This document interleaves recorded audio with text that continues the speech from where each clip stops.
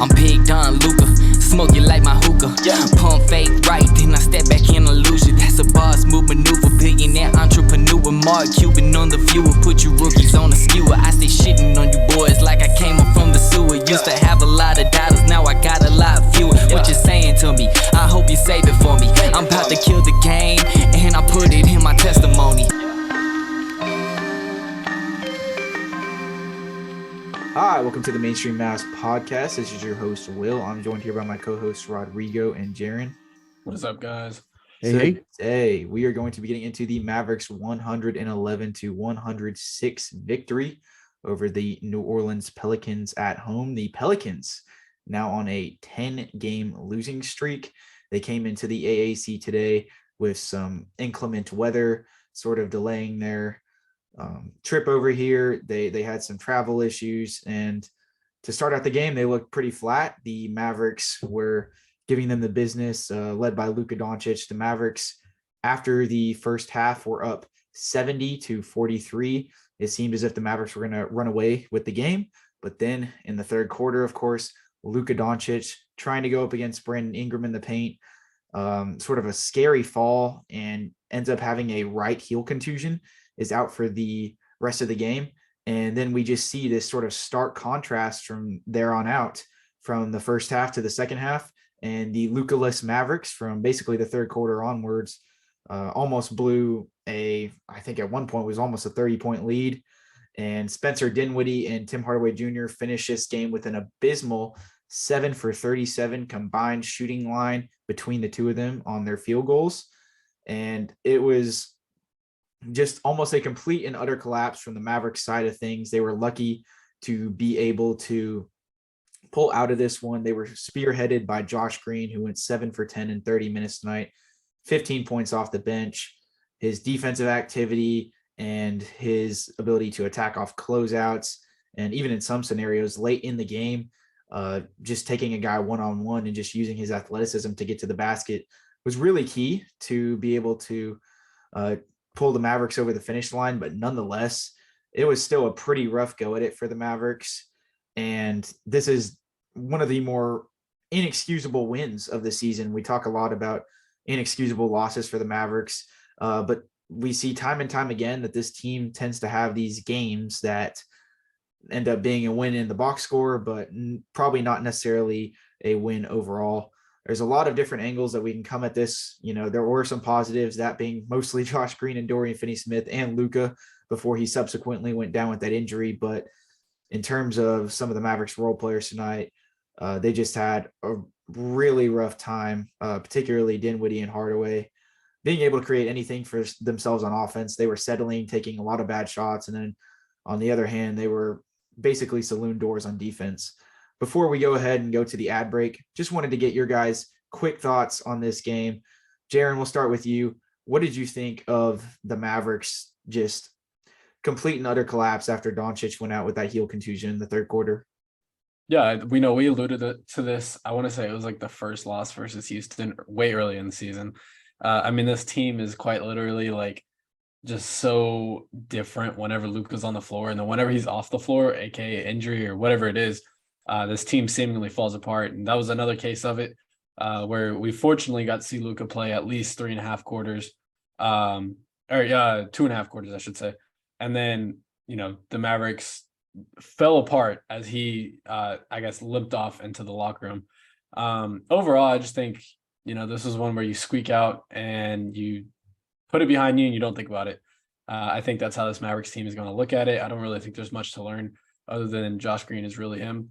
But other than that, I mean, this was another loss where depth hurts you. And this is a Pelicans team that's on a 10-game losing streak and even still finding a way to barely squeak it out. But not a great win. I'll say that. What about you, Rigo? Yeah, I'm there with you guys. I mean, it's not a good win either. Really, when we talked, Will mentioned it a bit ago with those inexcusable wins. That Detroit game was also one of those inexcusable wins where, come on now. I mean, it takes a Luka 50-point game for you to win. And I know I wasn't on the podcast for that one, but it takes a Luka 50 piece just to be able to squeak out a win against the 13-win Detroit Pistons. that's how you know that this team is solely dependent on him. And my, I guess, question at this point for somebody like Mark Cuban would probably, or Nico even, is when do you throw the kitchen sink to go get Luka some help?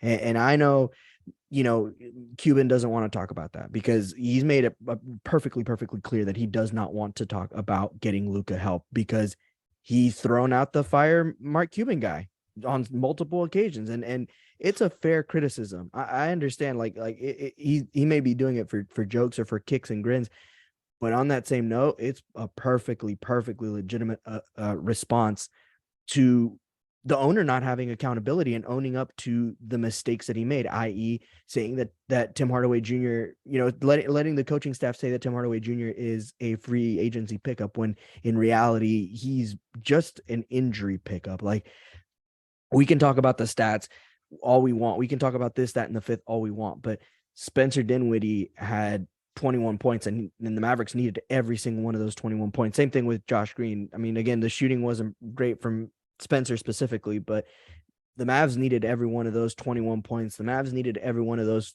15 points or 17 points or whatever, however many points Josh Green put up tonight. The Mavs needed every single one of those two gentlemen's points. And the fact that they got him, I guess, is the most positive thing that you can take out of it. Yeah, no, 100%. And we'll definitely be getting into some of that more big picture, like direction type things on our trade deadline primer that will be coming out tomorrow night on Friday night. We're going to be forecasting the trade deadline for the Mavericks, diagnosing some mock trades and going through what we think this team needs and what we think they're actually going to do. I think that we can do all these post-game podcasts that we want, but there's a sort of cumulative buildup in terms of redundancy of what we're talking about here. It's the same guys either underperforming or surprising us game after game. It's like, it just seems like almost if we're going to, make this simplistic to an extent, like you can just be like, oh, it's like positives, Luka, Josh Green, and negatives, Tim Hardaway Jr., and maybe one other guy, whether it's Spencer or Dorian, whoever has a bad defensive game, something like that. Or even C. Wood. Yeah, exactly.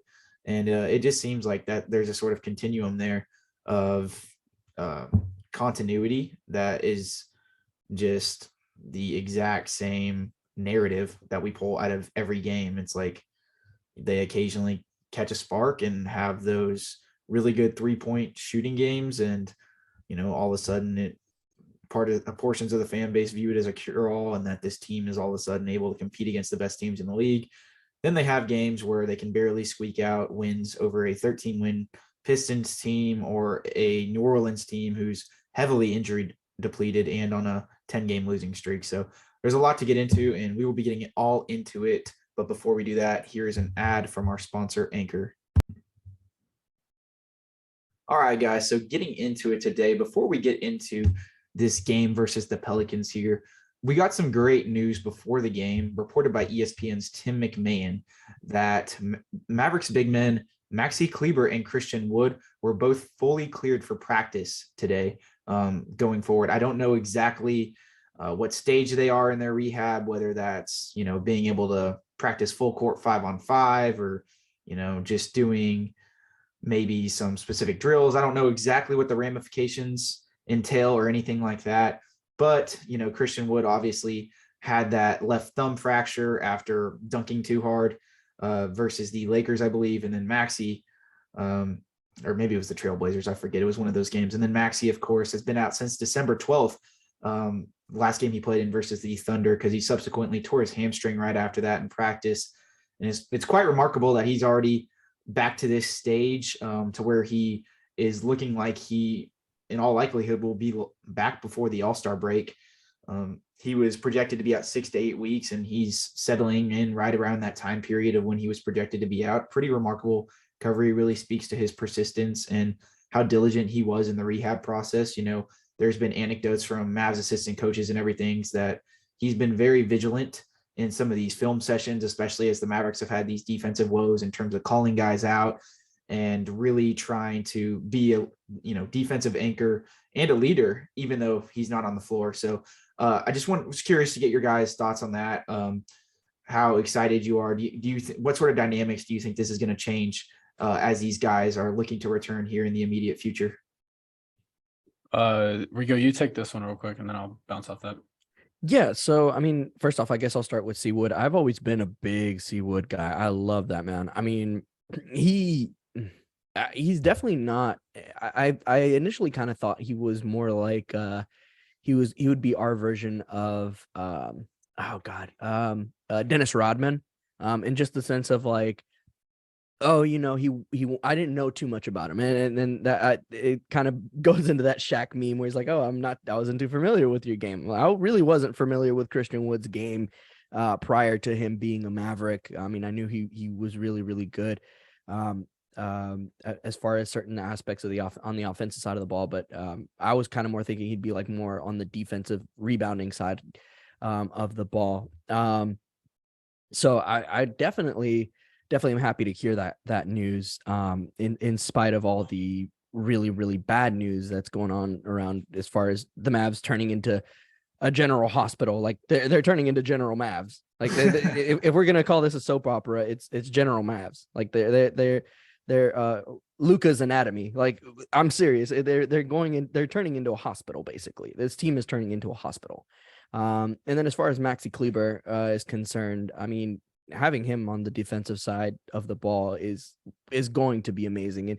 And he also provides certain offensive spunk, I guess, for lack of better words, where, if the team is down, he'll find a way to, make a big shot. And that's important for these Mavs, especially again, if Luka is going to be out for an X amount of time. If you, by chance, let's say you have Spencer Dinwiddie, Josh Green, and Christian Wood back all at the same time and playing all on the same rhythm and on the same flow, then, it's good. That would be really, really big. And again, just having having a guy like maybe even DFS provide some of that defensive output it's going to be huge for the Mavs.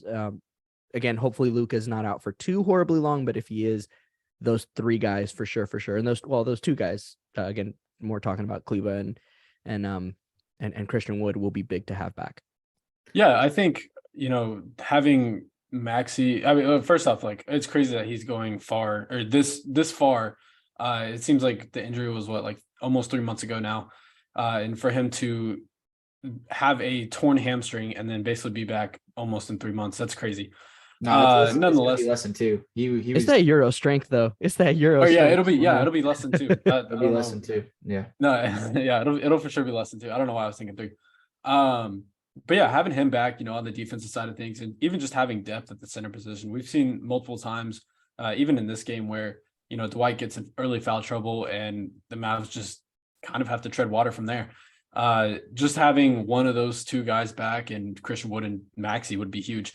I think in terms of Christian Wood, they're having to run DFS at the center position. Yeah. Come on now.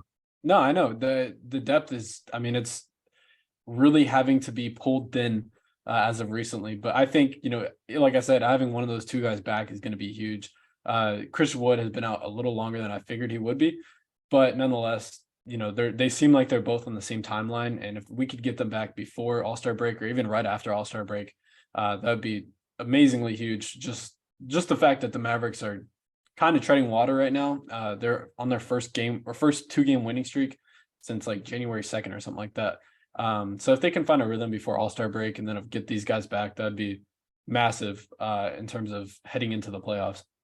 Yeah. Well, and another, sorry, I didn't mean to cut you off there, Will, real quick, but I know that what's his name? I always know him as the Latvian laser, freaking Davis Bertans. Just went out as well. So now the Mavs are maybe even lacking depth at the forward position. So like getting against somebody like you were mentioning, like Kleber back, who normally plays a power forward center role, is huge for sure. No, yeah, 100%. I mean, they're definitely hard struck with a lot of different weird minor injuries at the moment, but hopefully they're able to persist through this tough stretch as they forward to the All-Star break. I do think it's funny that you thought Christian Wood was stylistically comparable to Dennis Rodman, because he's like very wildly different, I feel like, in that sense. So that was funny that before you really started to understand his game and saw him play with the Mavericks, that was your preconceived notion of him.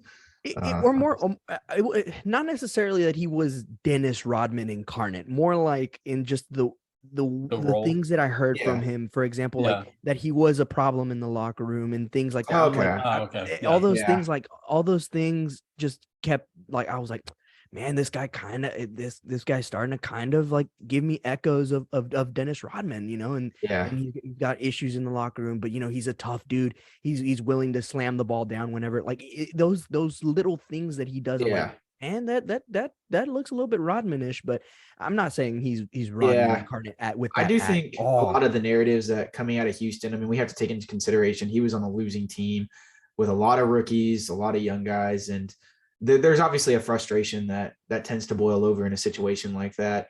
So I always kind of had the note, kind of carry the notion that a lot of the, you know, bad locker room talk and things of that nature regarding him was a little overblown.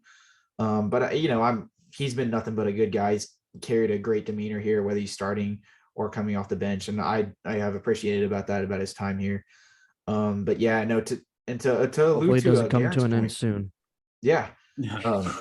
to Even allude to sign that Jaren, man. no, yeah, Better. for sure. But to allude to Jaren's point, I think getting both of them potentially back at the same time is a really interesting dynamic, because we did see at points, you know, before Christian Wood was even starting, how well some of those two-man lineups between him and Maxi looked. They had really good on-off numbers. It was the only sort of lineup that the Mavericks were able to output, where Christian Wood was sort of shielded by a weak side rim protector, and he could really divulge more into his speciality, which was guarding, you know, guards and forwards one-on-one and things of that nature. So I am really interested to see how that dynamic return. I think that, you know, the Mavericks will get some newfound defensive prowess when those guys come back. It's definitely not a cure-all or, you know, elevating them, you know, past middle of the pack. No, it doesn't move the needle at all. 100%. Yeah, but it definitely will help a little bit, because they are, you know, so, you know, being like 26th or 25th in defensive rating or whatever they are right now, like it's pretty abysmal. So I at least think that could help kind of, you know, backtrack them back to at least that sort of equal median of, you know, middle in the pack, somewhere around there. But nonetheless, very excited to get those guys back, and seeing them progress was great to hear, as we got that news today before the game. But actually getting into the game here, let's go ahead and start with the first quarter, of course. The Mavericks came firing out the gate in the first quarter. It was another Luka taking the game into his own hands in the first quarter, essentially. I think he ended the first quarter with somewhere in the neighborhood of 20 points. He was scoring from all three levels. He scored the first 10 points. Yeah. Yeah. And he was scoring from all three levels. Really just furbishing offense to an absolute T, you know, taking advantage of mismatches. I thought in this game, particularly when he played, he did a really good job of using his post game to his advantage.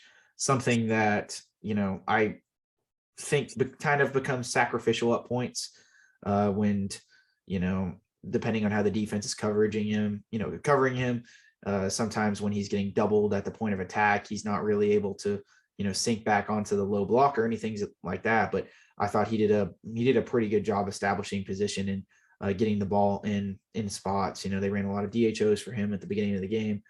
So, I mean, it was just typical, you know, Luka Doncic, you know, I'm bigger, better, faster, stronger. And, you know, I thought the spirit of the team definitely followed how he was playing on offense on the defensive end. Like the guys were fighting, basically all guys included.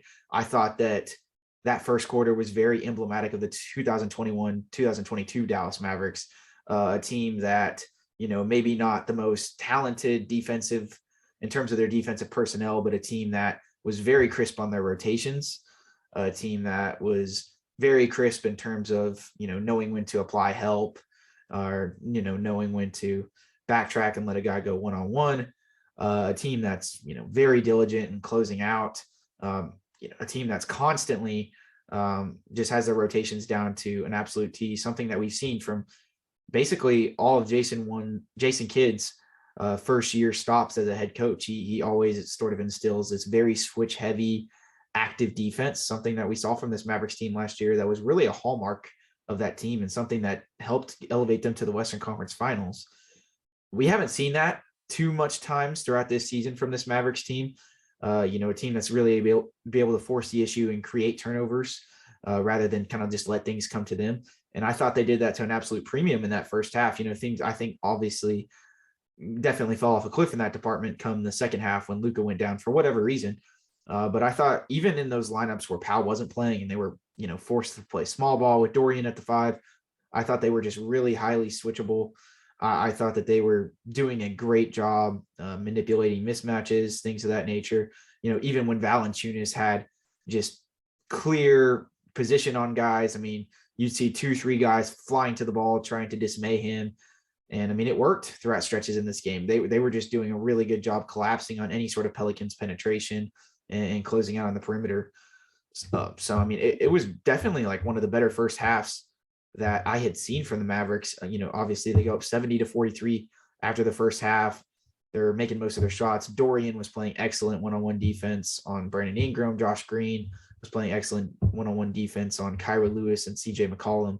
And then we get to that second half. And, as soon as that Luka heel contusion happens, things tend to just flip a switch for whatever reason. Jaren, I'll start with you. What exactly do you think happened from a defensive perspective that we started seeing the Mavericks start to kind of fall in under themselves from that side of the ball? Yeah, I think it's a simple equation. They lost their motor. Guys just weren't firing after it. They were, jogging out to closeouts. They were letting Valanciunas get whatever he wanted. I want to say the offensive rebounding numbers spread all the way to a 10-point or a 10-point different margin, where they had 15 boards and we only had 5, something like that. And I think that's just only indicative of, guys losing their motor. It kind of seems like whenever Luka sort of fell out, confidence just dropped. It definitely didn't drop in Josh Green and Dorian, which is, thank you. But they're the saviors of this one. What was it?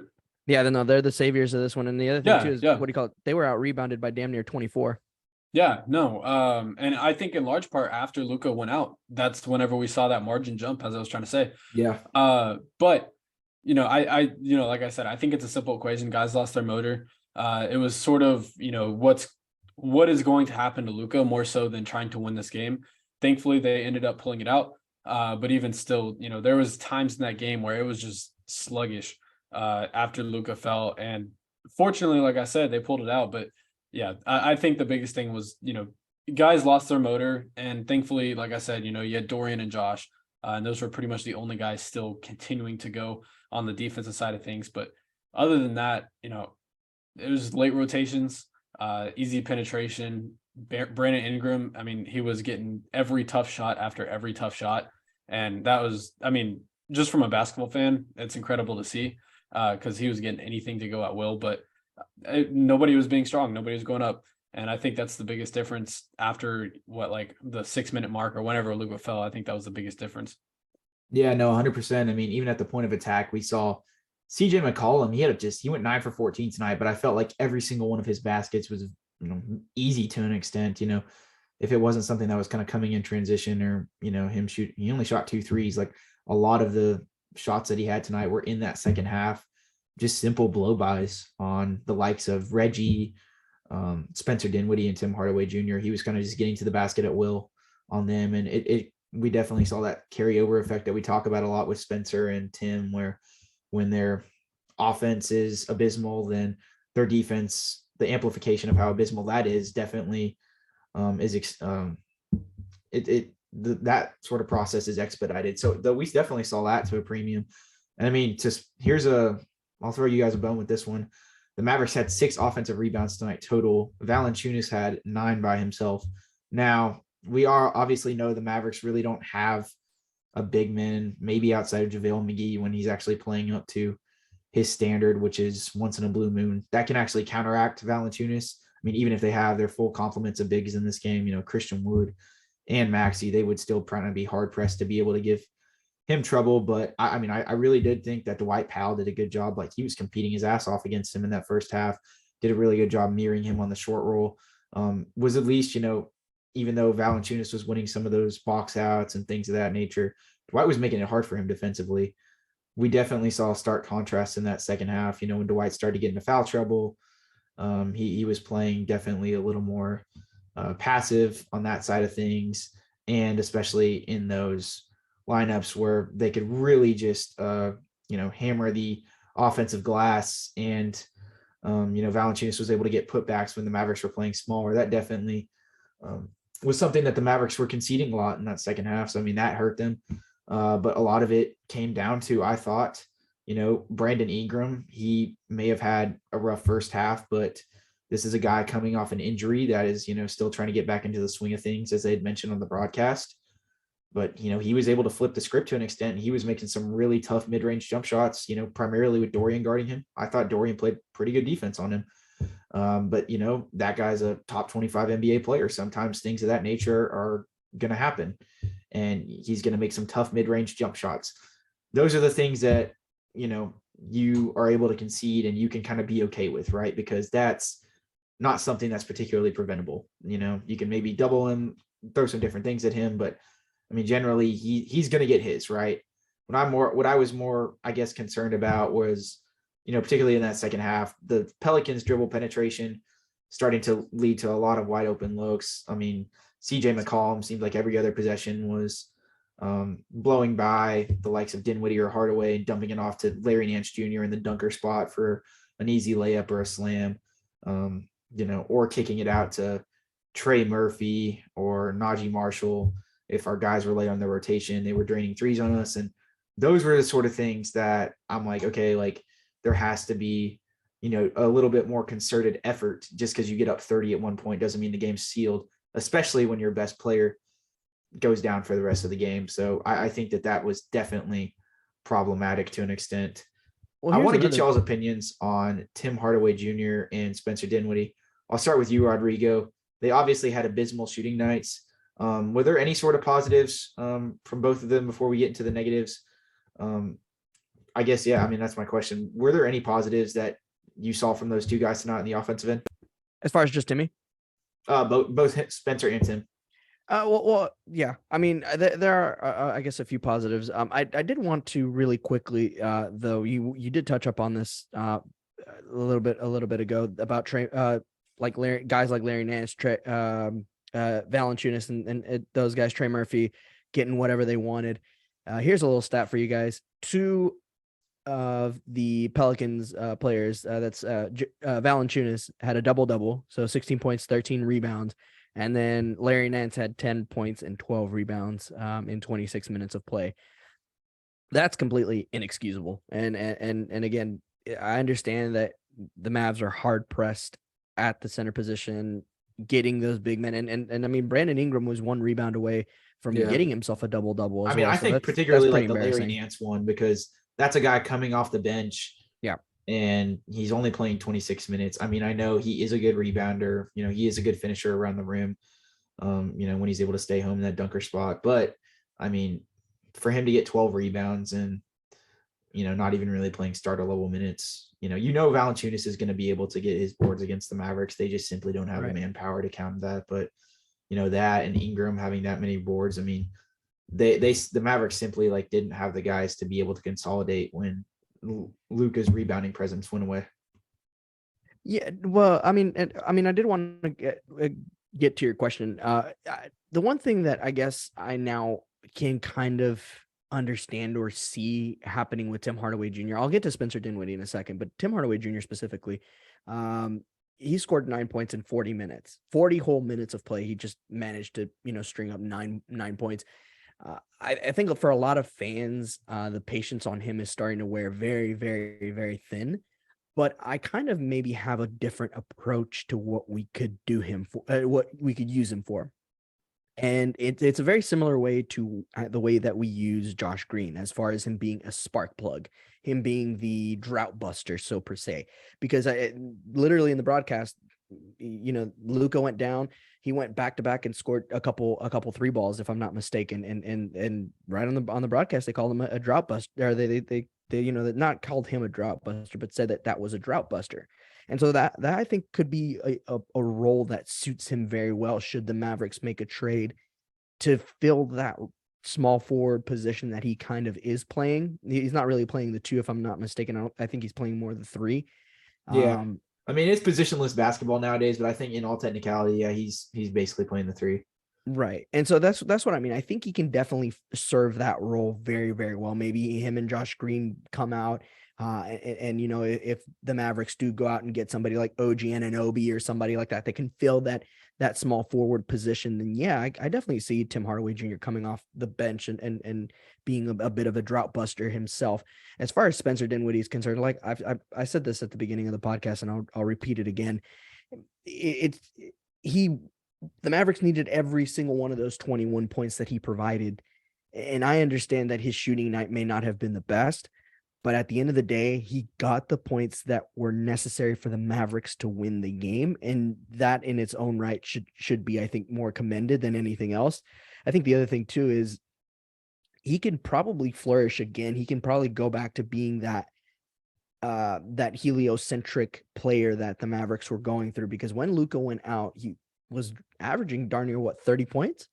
35. He averaged 35.5 points in 2 games. In those 2 games, he was averaging about 30 points, 30 plus points per game. That's impressive. That's impressive in its own right. And again, if he can flourish, and I think again, it doesn't need to always go through Spencer. Although it would be good. And I think again, him going to the bench, kind of like I think Jaren, I think you've alluded to it a couple of times where, like, you know, you said he's better suited for the role of coming off the bench and being kind of that guy to be the heliocentric guy on that offensive side of the ball would be the best thing for Spencer coming off the bench. And again, just us picking up the Mavs pulling a trade and getting that primary ball handler to go alongside Luka would be good. Now, who that is, that remains to be seen, because the trade deadline is 8-9 days away. And I would love, in my eyes, a Zach LaVine. And I know we'll get to that tomorrow, but I would love a Zach LaVine to go alongside Luka. Yeah. I mean, you can make arguments, but yeah, I guess I'll add to it. Yeah, I like what you said about Spencer's game tonight. One where you look on the stat sheet, he goes 4 of 19 from the field. And, you know, the first thing you think is that's nasty. He probably had a bad game. But in reality, I think he honestly had a pretty decent game. Wasn't the best shooting game, of course, and, you know, wasn't the best defensive game, but he found ways to get it done. Whether it was, you know, just going downhill, getting to the foul line. He made some clutch free throws, which we haven't seen the Mavs do a lot this season. So to see him get to knock down some free throws late in the matchup, and I think he went 11 for 12 at the line, is really honestly pretty intriguing. In terms of Tim Hardaway, I think it's, you know, I've been thinking this in my head. And then, of course, Tim had that like December stretch where he went crazy. But I think it's pretty safe to say Josh Green's a better player than Tim Hardaway. I just think he offers more and he offers stability, and that's something that Tim just can't do. It kind of just seemed like late in the game, Tim was just throwing up shots to throw up shots just to try and get out of the drought whenever the Mavericks, all they needed to do was try and milk clock and pass the ball. Tim just wasn't the right guy to go to. He was, like I said, just hacking up shot after shot. And this was definitely one of the more abysmal games. I like what you said. I don't remember who it was, you or Will, but it was like, I think the fans are quickly becoming, how do you say it? Irritated by every shot this guy puts up. And I've been on that train for a long time now, but I think it's not nice to see people are finally on it. But I do think, you know, his game is sort of falling out. I hope he finds a way to get some rhythm, but yeah, the past few weeks have been pretty bad. And this game just only sums up how bad his last few droughts, or whatever you want to call it, has been. Yeah, no, 100%.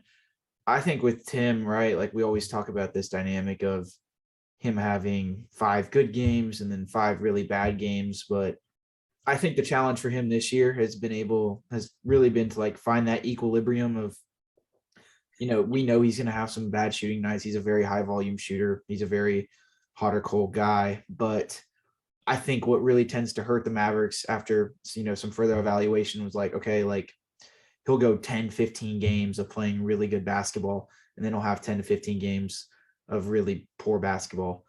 And you want to know the sad thing about this whole thing?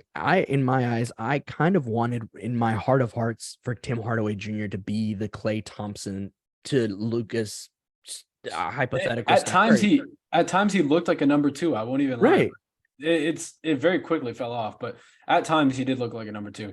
No, I mean, we see this every season to an extent. He always has that, sometimes the stretches are more elongated than others. Example, Exhibit A, like the 2020-2021 season, he was a little more consistent that season, but we see stretches where, he's a very consistent, solid role player who's going to have an off game every now and then. Then we see these stretches where it's just, time after time, he's abysmal, just like insane, down to earth, 3 for 18 shooting nights, right?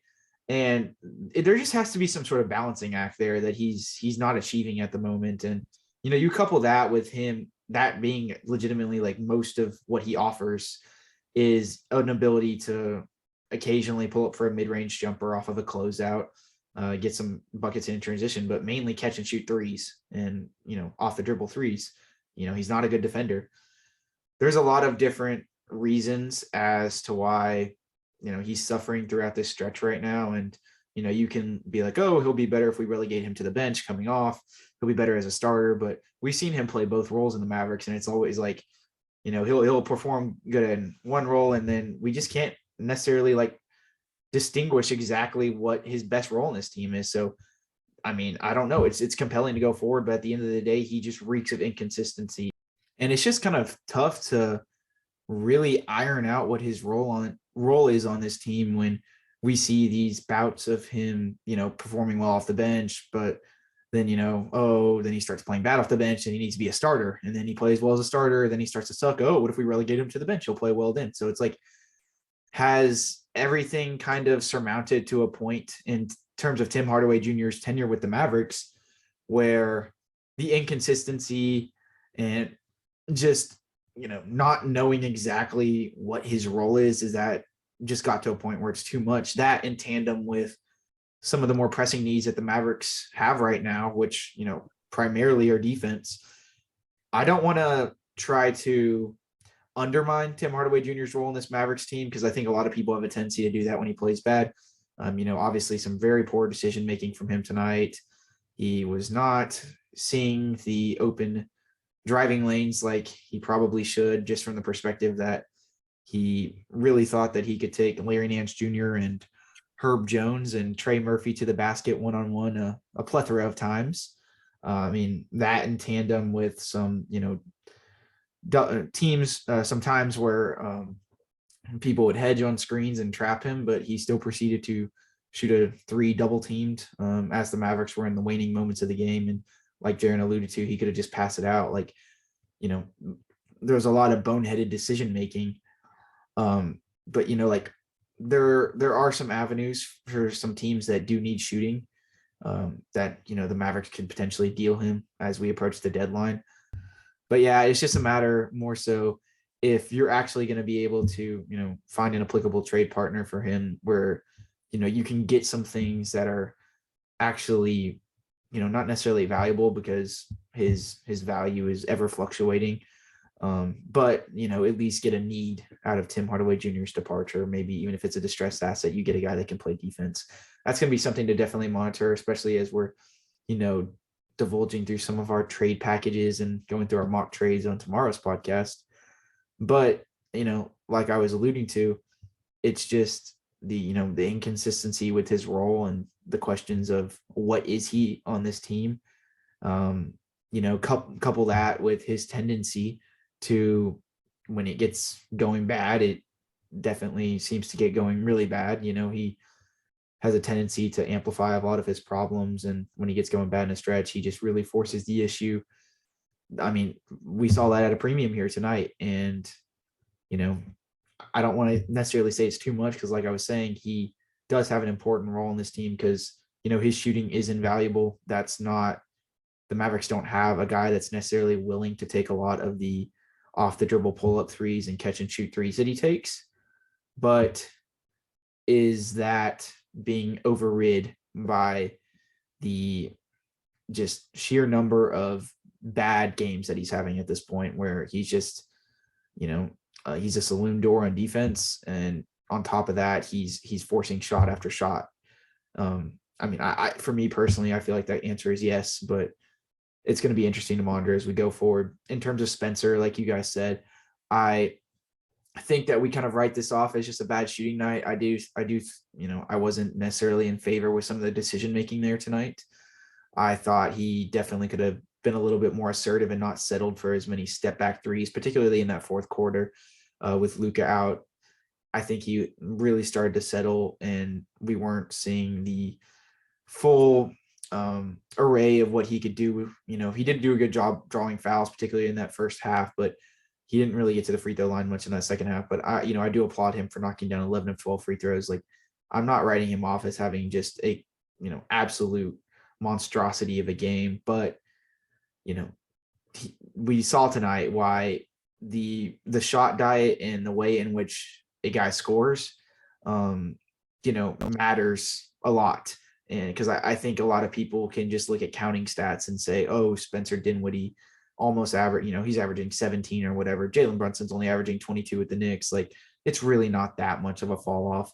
But we do have to look at how much more wildly efficient Jalen Brunson was, not just in his shot making, but also in his ability to play make. And, something that Spencer just, if we're just being quite honest, like, he doesn't have that level of passing and playmaking that Brunson have. He may be a better ball mover.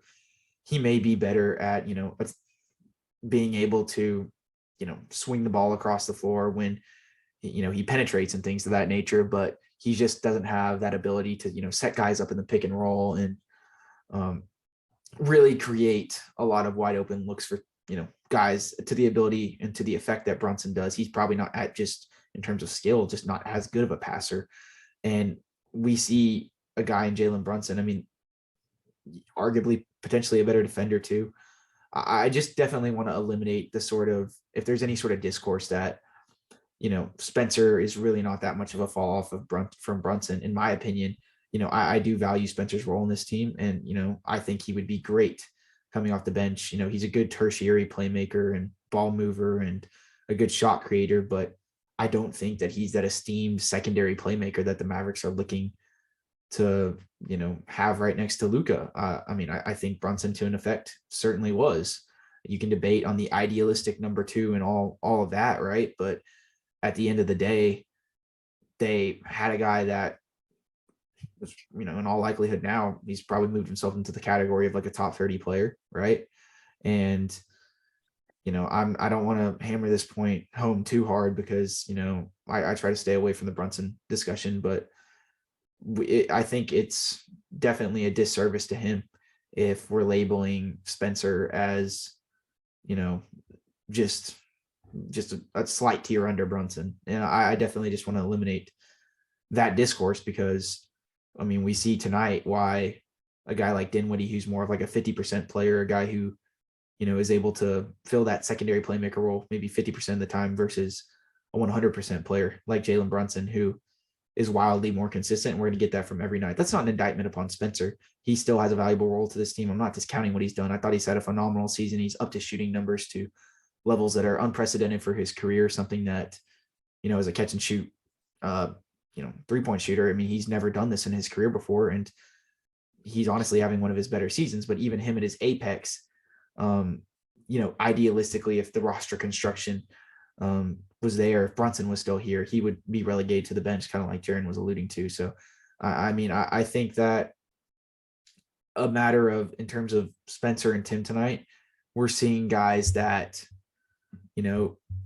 sometimes crack when they're playing above their means. I think that that's a brief sort of summation of it. I know that they have the ability to go off for 40, but they're not 100% players. The consistency aspect from both of them just isn't there. That's not to say that they're bad or that we should just write them off and, that they're, unvaluable to this team. But I think that does start the narrative that their inclusion in trades is definitely, prominent, like, because they're at that 18, to $20 million figure, and they're movable contracts. And with guys that, don't necessarily, maybe, I don't know if you can have the affordability to ship off both of them, of course, but I mean, in terms of both of them being minuses on the defensive end, and, you know, the inconsistency from both of them on offense, you know, sometimes being really good, sometimes being really well. I don't think it would. I think it could be in the best interest for the Mavericks to look to ship one of those guys as we approach the deadline. But, you know, we'll definitely get into that tomorrow. I definitely want to shift to some of the positives here. We've been very grim throughout this sort of segment here, of course, but I mean, I do think it's warranted. We'll start with you, Jaren. Just definitely detail to me how Josh Green was able to score tonight, how he was getting his points, and the effort that he was putting in as a point of attack defender on the Pelicans ball handlers. Yeah, Josh, I mean, he did everything right on the offensive side of things. I mean, from knowing when to drive, you put out the tweet of his like post-game comments where he was like, I love to have the ball in my hands now. I think that's really, honestly, really nice. Because off the bench, you look on the like roster, nobody really, maybe Hardy, that's about it, can really handle the ball and drive inside. Adding, you know, Josh Green's ability to penetrate, and this is like a case where we saw it on A+ tonight, where, you know, puts the ball down, gets inside, and hacks up some athletic shot, just easy penetrating, and even, you know, I think he knocked down 1 of 2 from 3. Like just the way that he was able to score from posting up to like shaking off the defender and getting a little jump hook to driving head down into the lane, over 2 defenders, like things like this. I mean, this guy has a lot of potential. He's only in his 3rd year. It's promising, especially the fact that, you know, this is a nonchalant 15-point game from him. I think that we could definitely, in an elevated role, see him do a lot more. But nonetheless, like, I think he's being held back in a sense of he could take more shots. Like, this is definitely one of his higher lofted games in terms of shots taken. But even still, I think there's more for him to do. Defensively, he was active. 2 steals. I don't think he registered a block, but he was pretty much everywhere, especially in the first half on Valanciunas. Valanciunas multiple times inside would miss, or it'd be a tip out rebound, and it was most of the time was the culprit. It was Dwight Powell, but also the addition of Josh Green would help a lot. And I just think, you know, clogging the passing lanes, that's what he did really well. That's how he got his 2 steals, and, you know, going off to the races in transition. He did that really well tonight. But defensively, he's done what he's done, or he's done what he's done all season long, which is just being honestly annoying on the defensive side of things and being in the passing lanes, being in the right spot wherever his name is called. And he's done an amazing job of that all season, like I said. And tonight was just another point of A+ offense and defense coming from Josh Green. Since his injury, I want to say the Clippers game was the only time where he was, you know, really ineffective. And that was like the whole roster was pretty much that game. But outside of that, I mean, this guy has been electric. With Tim Hardaway's recent regression, I think that if you need to make a change, I feel like it would have to be Josh Green inserting for Tim Hardaway anytime soon. But I really liked what I saw out of Josh. I think he did everything right, like I said, offensively and defensively. I guess, Rigo, let's get your thoughts real quick. Yeah, I mean, JG has been great. I've always called him the spark plug. You know, he definitely is the spark plug to this team. Whenever this team needs a little kick in the butt, he's the one to give it to him. I mean, he gives you those high flying highlights that you absolutely adore and you want to see from somebody like Josh Green that can, you know, give you that kind of production. I do want to not to sidetrack or anything, but I did want to go ahead and mention something that the great Kevin Gray Jr. from 105.3 The Fan mentioned and just quoted just a minute ago. He retweeted Brad Townsend's tweet of the Mavericks standings, of their position in the standings. Right now they're sitting in 4th, about 8.5 games from the Western Conference leading Denver Nuggets. They're 36-16. The Nuggets are. But Kevin Gray just mentioned, he said, there's nothing outside of the Denver Nuggets that I take seriously in the Western Conference this season, including the Mavs being in 4th, just 3 games above 500. That to me right there, I think can surmise a lot of how I'm feeling right now.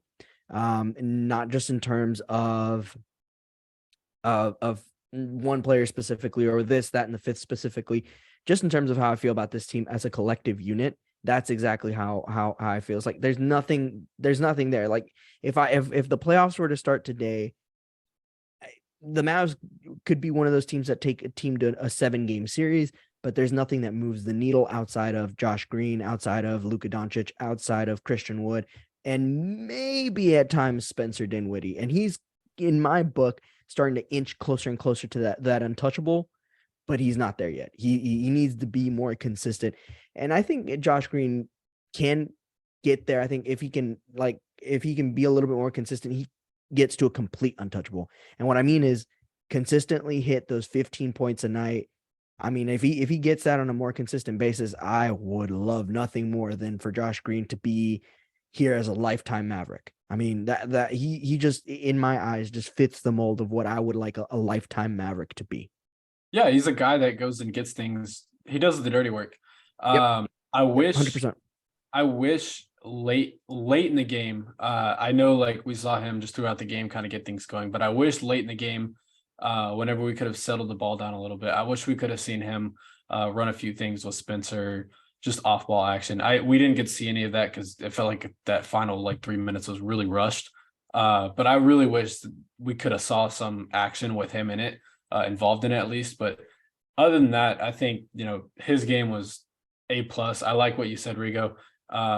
And yeah, I think, if, in terms of long term, if we're trying to just drool and dream of what we want to see, I think he's definitely one of those guys. He does the dirty work, and this was another case of it. Yeah, I mean, he did have that one possession where I don't remember specifically. It might have been like Kyra Lewis Jr., but it was late in the fourth quarter, and he took it to the basket on him and did like a little spin move and just shot right over the top of him and was able to convert. So, I mean, he had a few solo isolation possessions, and he was largely more effective than Tim Hardaway Jr. and Spencer Dinwiddie in those instances, right?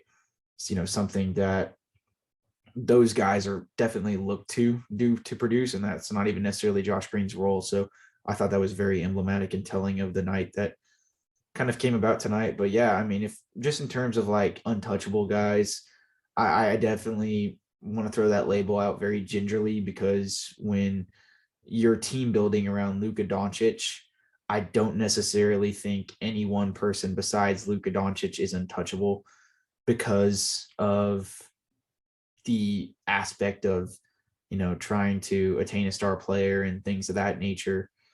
That, you may have to give up some guys in a trade that you're necessarily, you're not too keen about giving up. But if we're talking about like just sort of, that next tier really under untouchable, kind of where like Dorian's at, or I guess where Josh Green is steadily approaching, where we hope Jaden Hardy can get, that tier that's like, okay, like you would only be included in a trade if, you're spearheading the package for a star player, things of that nature. I definitely think that that's attainable, for sure. But, we'll just have to see how things play out, of course. I also want to talk about Dorian a little bit, because I thought he had kind of an under the radar night that was swept under the rug with, with the Josh Green performance. He had 8 rebounds. He had a few putbacks. He was one of the only guys that was like really getting after on the glass off some, big clinkers from Tim and Spencer. He had a few nice putbacks. I thought he did a really good job attacking off closeouts in this one.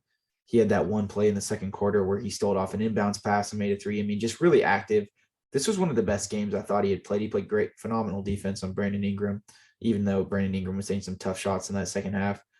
Really just a sort of coming into form game from him after this little rough injury stretch. I thought this was probably the best game he's played. Rodrigo, what did you have to think of Dorian's game tonight, and just sort of the impact on both sides of the ball that he had? He's able to play 35 minutes tonight. Do you think that he's starting to get into sync in terms of being the Dorian of old, after having come off this hip abductor strain? Or do you think it's still kind of going to be a rough ongoing process for him to, really get back into the swing of things? I mean, one thing I hope for DFS is I hope that he's not dealt by the trade deadline. That would that would 100% suck in my eyes. Because again, just he's as you're saying, he's turning into the Dorian Finney-Smith of old. I mean, he's finding shots. He nailed several really, really big, important clutch threes. The stat line won't wow you at all. As far as, what he had here, I'm pulling it up here. He had 13 points and 7 rebounds, but despite that, I mean, those 7 rebounds were important because the Mavericks didn't have that many rebounds in total, but 7 of those rebounds came from Dorian Finney-Smith, 7 of the 36 rebounds. So 29 of them, I can't even do math, but 29 of those rebounds, or those other rebounds, came from other guys. So seven rebounds, out of the other 29. That's a pretty nice little number there. Plus, again, he's providing for you right now in the center role while Christian Wood is still out. I mean, Dorian Finney-Smith's role on this roster cannot be emphasized enough. I know I've mentioned in podcasts and things before that, DFS could possibly go to a bench role should the Mavericks deal out in the trade deadline or at the trade deadline, should they deal out and get somebody that I think could suit the Mavericks a little bit better. But on that same note, I wouldn't like for that to happen. I would, again, personally like Dorian Finney-Smith to remain a Maverick and to remain in the starting lineup for as long as humanly possible. Now, again, if that happens next week, that's to be determined. That is to be heard. I know that Dorian Finney is actually in on some of those trade discussions. I think I heard something along those lines that he is in on those discussions. But I mean, we'll see. We'll see. I definitely love Dorian Finney's role on this roster for sure. Yeah, I think one thing that he brought in this game, just bringing it back to this game, I think one thing that he definitely brought in this game, and I like what you said, was rebounding. But just to microscope it a little more, was offensive rebounding. He was the only guy that offered more than one offensive rebound. Spencer was the only other guy to do that. I know Tim had 6 rebounds in this one, but they were just kind of gimme rebounds. And just sort of the difference in rebounding that Dorian brought was the sort of, grinding, getting offensive boards, putting them back up, that sort of scenario. And that's what he did really well in this one, was just being active, able to move around the arc and getting those easy 3-pointers that he usually gets to fall. And not just that, but also off the closeouts. And, in offensive rebounding, he also put up his own shots, and that's, in large part why he had 13 points. I felt defensively he was huge in this game. He was like the only other guy outside of Josh Green to really put up any effective numbers on the defensive side of things. I know Reggie got involved a little bit here and there, but the only consistency was Dorian, and then of course Josh, and a little bit of Dwight here and there. But other than that, I just think what Dorian did defensively was massive in this game. He came up big on Brandon Ingram for multiple cases in this game. Of course, BI, he's going to get like what you said, Will. But other than that, I think he held him in check pretty well, at least in that first half. And, in large part in that first half, it was him and Josh doing the dirty work. And that's why I want to say they only had 22 first quarter points. And they had like 43 in the half. And I think that those were the two culprits, was Dorian and Josh in that matchup. No, 100%. That's why I wanted to highlight those two guys specifically as really being the only two non-Luka positives in this game. We obviously alluded to how Luka played in that first segment before he went out with that heel contusion, 31 points in only, 23 minutes. Only 23 minutes. It's just wildly impressive. But yeah, I kind of wanted to harp on, because, I know Rodrigo started talking about the Dorian trade rumors a little bit, just to sort of clear up a bit.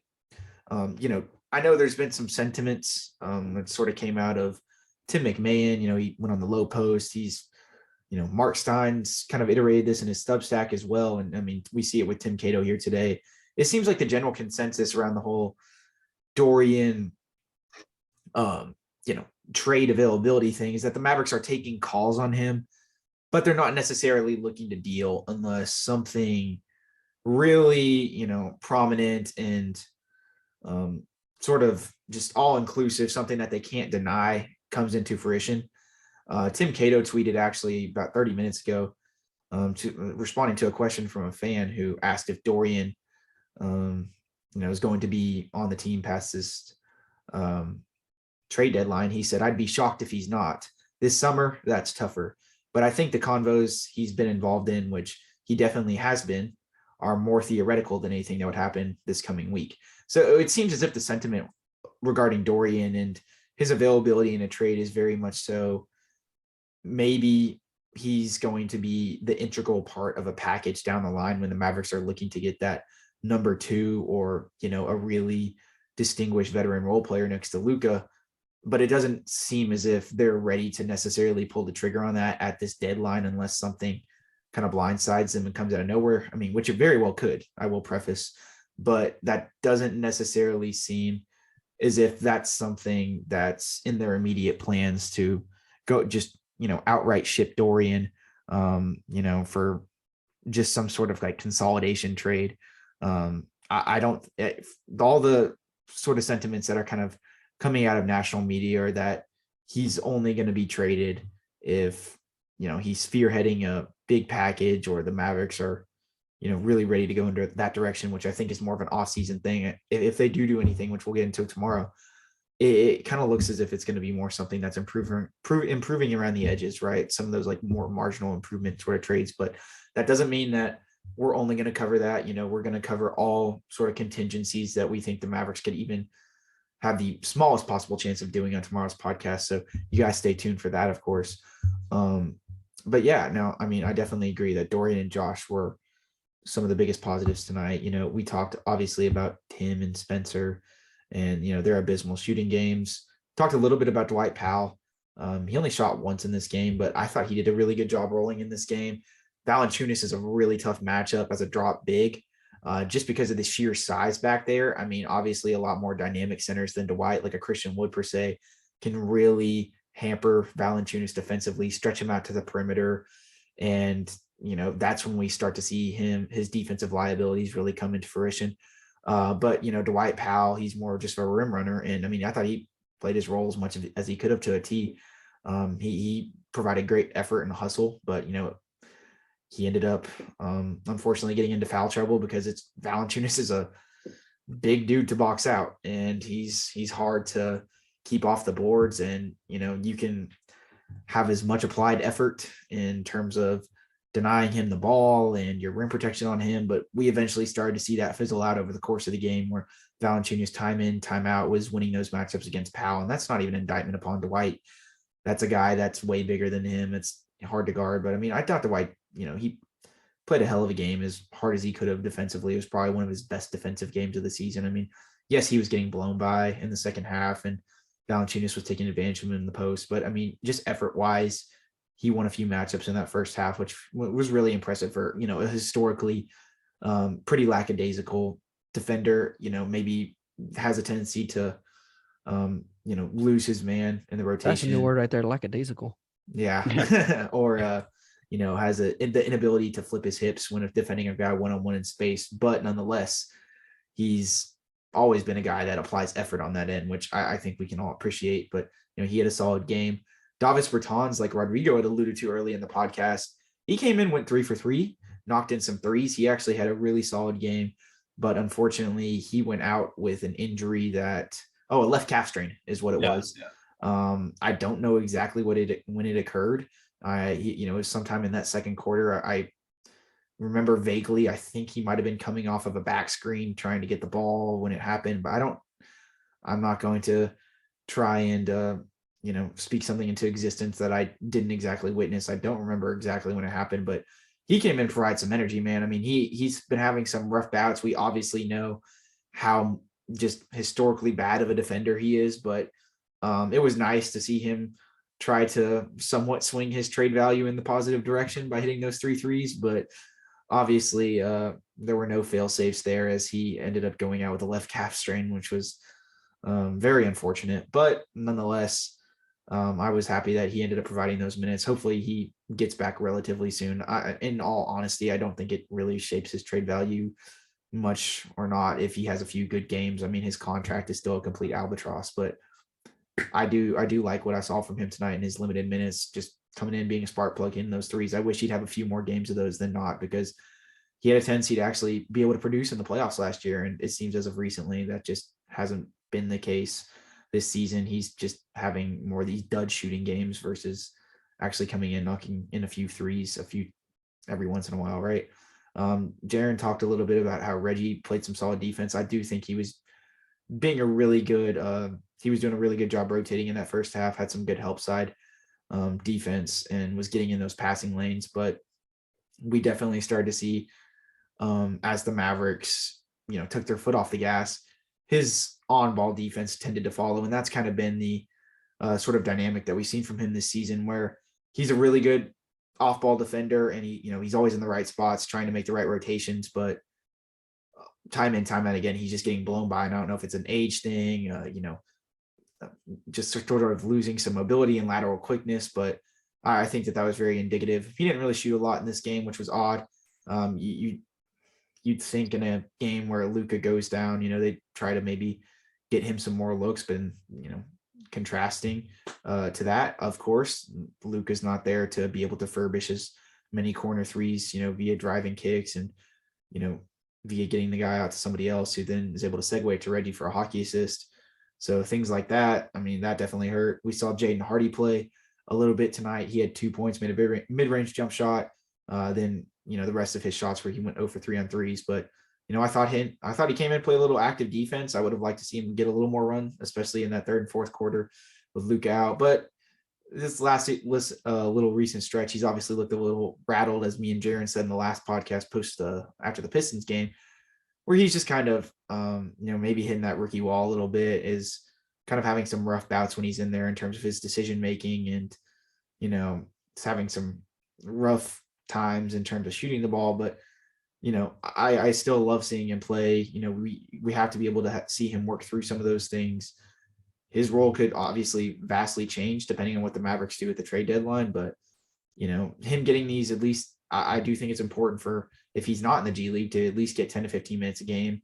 I do recognize that he is not basically at a stage yet to be able to produce and be that secondary playmaker by any stretch of the imagination. But I do enjoy him coming in and providing offense in spurts and, seeing his evolution as a defensive player on that side of things. But besides that, I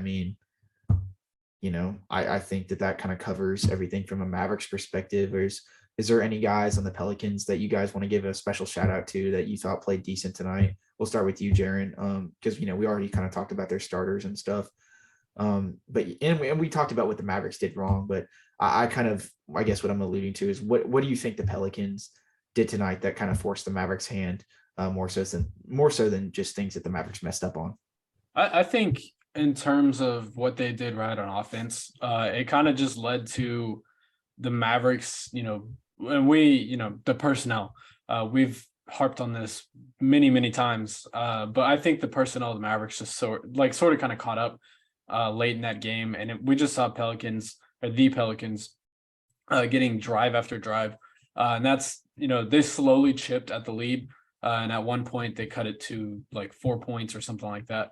But yeah, that I think that's what it was. Is just slowly chipping in the lead. It was drive after drive, getting inside penetration with Valanciunas or CJ McCollum, and then kicking out to an open 3-point shot. Like that's sort of what we saw, kind of dilute into, of course, the downfall. I'm doing air quotes of the Mavericks, where eventually the Mavericks would pull it out. But I just think that's probably the biggest case, was just drive after drive, slowly chipping at the lead. I didn't think there was anything particular that they did amazing. But yeah, like you said, just across the board, obviously the penetration from McCollum and Brandon Ingram definitely started to hamper, the Mavericks' ability to stop that dribble penetration in the second half, of course. But I thought, just their sort of full array of role players, even though they are on a losing, a gigantic losing streak, and, they have some issues in terms of their rotation and Zion being out and everything, the full complement of their role players, and just in terms of how not one-dimensional they are. Every time that I see the Pelicans play, I always am very, I'm not took aback, but I'm very admire admiring per se of the things that some of these guys are able to do. Like you got a very versatile guy in Trey Murphy and Najee Marshall that can, guard both ways as well as being able to, do some tertiary ball handling and, uber athletic, but can create their shots in spurts. I mean, I just think that they got a really good cast of 3-and-D players to be able to throw around. I mean, obviously with Herb Jones, I mean, once that guy develops any sort of shot, he's going to be very scary. He's obviously, in my opinion, already a top 10 defender in the league. So the difference, and I know it's been mentioned on a few podcasts, between them and the Mavericks, and you can say the same thing about the Grizzlies, is that because, to an extent, Luka was too good too fast, we see this sort of dynamic where the Mavericks weren't able to acquire the necessary draft capital, that and the Porzingis trade, to, build a roster like the Pelicans or the Grizzlies have. And that's why we see both of these teams being in the positions that they are, the Grizzlies and the Pelicans, where they could maybe swing a trade for an OG and an OB. Like they're essentially in a bidding war for him right now, because both of them have the draft assets. They have the guys to be able to go get him. And on top of that, if they were to attain somebody like that, they're not going to lose half their rotation. The Mavericks sell it for OG and an OB, then they're a shell of their former self. So that's obviously kind of disheartening and a bit of a grim look at all this sort of stuff. But I mean, it's definitely a compliment to the Pelicans roster building and what they've been able to do just in terms of being able, David Griffin to being able to foster and harness a sort of a structure of stability around the guys spearheading everything. Now, Zion himself is not stable because of the injury history, but if he ever gets things figured out, I mean, they're going to be a scary squad. So always good to see the Mavericks go up against them. Obviously, it was still a rough outing between Dinwiddie and Hardaway, but as I continue to iterate every podcast, a win is a win, man. And we take what we can get because, as you guys said earlier in the podcast, the West is densely packed between 4 through 13 right now. I don't even know how many games are separating it specifically, but I mean, the Western Conference, I mean, you're splitting peas in terms of how these teams' records, and, like you had brought that Kevin Gray Jr. team up, right, or tweet up earlier. No team really, basically fourth and downwards is better than the rest. There's very minute differences between them. Nobody knows how this is going to shake out at the end of the year because of how tightly packed together. The Mavericks being 3 games above 500 right now and then being on a little 2-game win streak really doesn't mean anything. They could be, 10th place within a couple games. So they could be 10th place. They could have been 10th place after tonight, if I'm being 100% honest. Like they really, really could have been 10th place after tonight. Yeah. And it's lucky that they didn't. I didn't mean to cut off your idea. No, you're fine. Keep going. But even the seedings between 1 and 4 are even. You could say, I know that the separation between them right now looks like it's actually 8-game, it's an 8-game advantage. But let's say a Jamal Murray or a Jokic or somebody like that goes down. Well, shoot, if the Mavs go on a little win streak of their own, they're right back in it, and they could be easily a 1 or 2 seed. And you were talking a little bit about the draft capital, for example, and the Mavericks not having that. I mean, at the time, I think the Mavericks, what they were thinking, or what I would think they were thinking, is, okay, let's pair Luka up as early as we possibly can with that second superstar or that second star in KP. That doesn't end up working out. Okay, we find a trade for him. We find a bunch of players that can connect with him in a specific way and play off of him as best as they possibly can. And let's see how well that works. It worked last year to an extent because it got them to the Western Conference Finals. But at the end of the day, you lost more than you lost more than you wanted to, and you bit off more than you could chew in those trades. And when you really possibly could have made those trades, in my eyes, you could have made those trades for a lot less than what you actually made them for. Yeah, no, I think that's a great point, and definitely a great summation of the dynamic between how the Porzingis trade ended up shaking out. But I do have to sympathize with the Mavericks to an extent because they were hard struck in a very sort of kind of the universe hates us sort of way. Because I mean, if we're going to be blatant about it, like Luka was too good, too fast, even with like Ja Morant and Zion, Zion, he had a little bit of the injuries that first and second year. Both of those guys had slower ascensions to their stardom, and that gave their team the ability, that in tandem with them not trading off their picks, to be able to furbish a little bit of a roster. You look at the Mavericks situation, it's just a lot of unfortunate events playing out. Jalen Brunson leaving, the only guy that really did that was another young player next to Luka that came in with him. Dennis Smith Jr. not being exactly what we had hoped he was going to be. Obviously, they swung big in Luka's rookie year with Kristaps, and it ended up not panning out. And they're paying for it, with that 2021 pick that ended up being Cam Reddish, and obviously this 2023 pick, so long as the Mavericks don't end up being in the lottery, is what also being conceded to the Knicks, right? So that sort of dynamic is interesting, where you can kind of get into, did they mess up here? Did they mess up there? There have been some unfortunate events that have struck them in terms of that kind of limiting their ability to construct this roster, that we want around Luka. But at the same time, they've definitely had some things that they haven't played their cards right with, like with the Exhibit A, like with the Brunson situation. So, that's a lot of different compelling stuff that we can get into tomorrow. I'm excited to in our trade deadline primer podcast. But unless you guys got anything else, I think we can kind of wrap it up for tonight. Brief summation. A win is a win, like I keep saying, as we get through all these games, whether it's the Pistons game, whether it's tonight. These games suck, some of them, but every win is needed in a situation where the Mavericks are kind of forced to be competitive. Would it be more idealistic for them to tank right now and get that lottery pick from the Knicks this year? Would that be more, value smart? Sure. But number 77 is not going to buy that. And he's essential to the well-being of your franchise for the coming years. So if you have to sort of kind of fizzle out into mediocrity for a little bit until you can construct a ideal roster around him, you have to do that. And if you don't, he leaves. And it kind of comes down to that at the end of the day. And we can iron out as many things as we want, but that's what it comes down to, right? But unless you guys got anything, I think we'll go ahead and wrap this up. You guys got anything else? This depressing, but no, I don't got anything. No, So. the depressing last segment. I That's what I was like.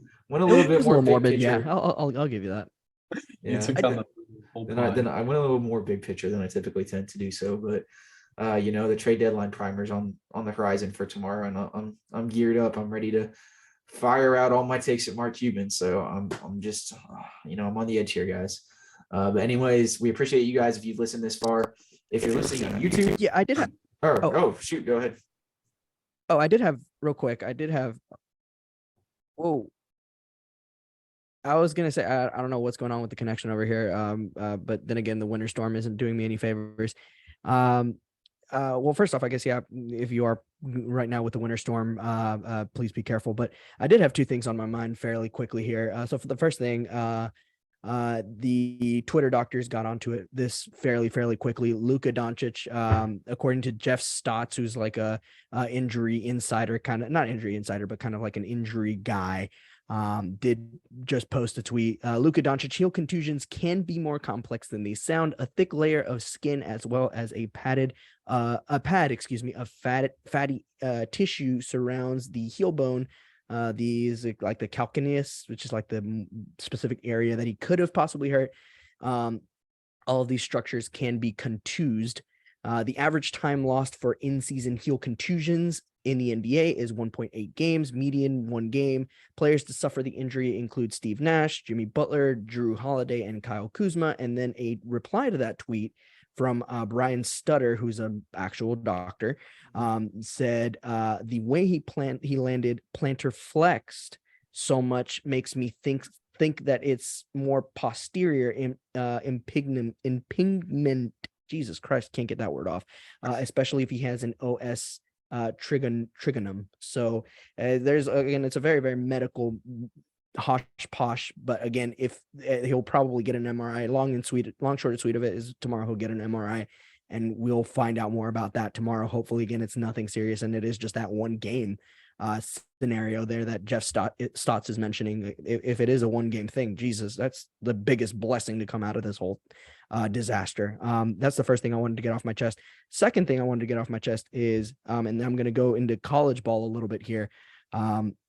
Big ups to my alma mater, Sam Houston State, yesterday. They beat a really, really not tough opponent, but a tough opponent in UTRGV.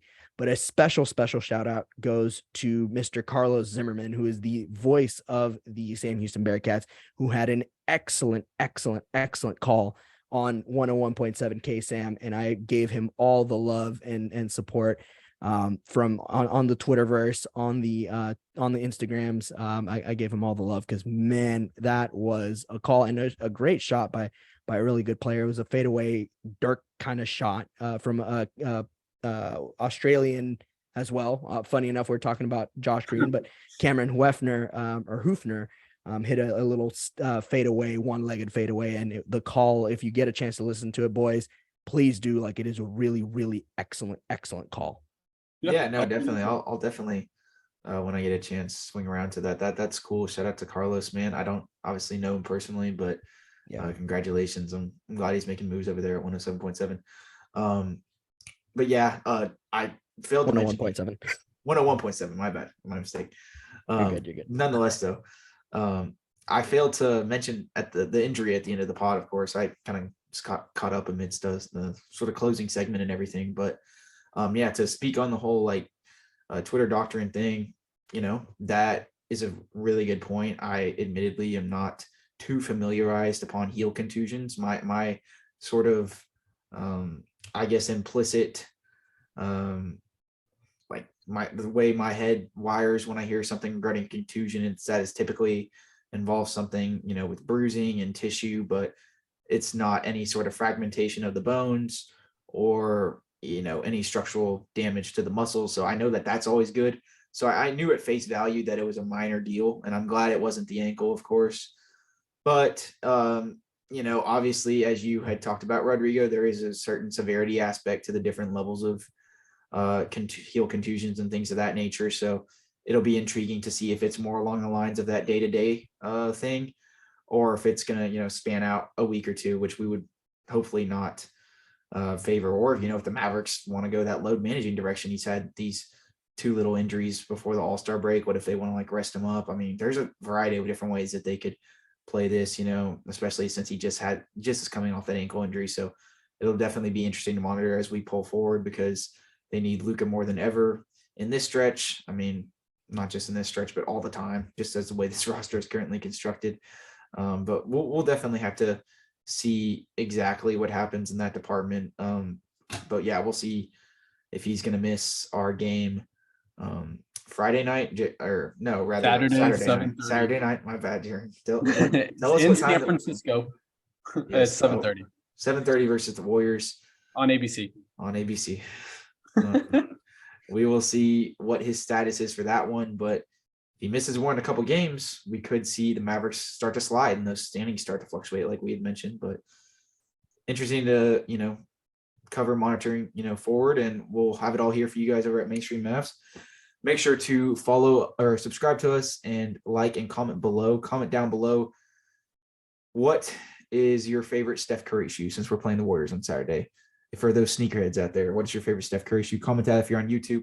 Make sure to follow us and give us a 5-star rating if you're on Apple Podcasts or Spotify or whatever listening platform that you are on. We appreciate you guys for listening this far in the podcast. It means a lot. You guys continue support of us. It really does mean the world. We don't say it enough. But yeah, with that being said, if you guys don't got anything else, we're going to go ahead and end the podcast, and we will catch you back tomorrow night for our trade deadline primer. See you.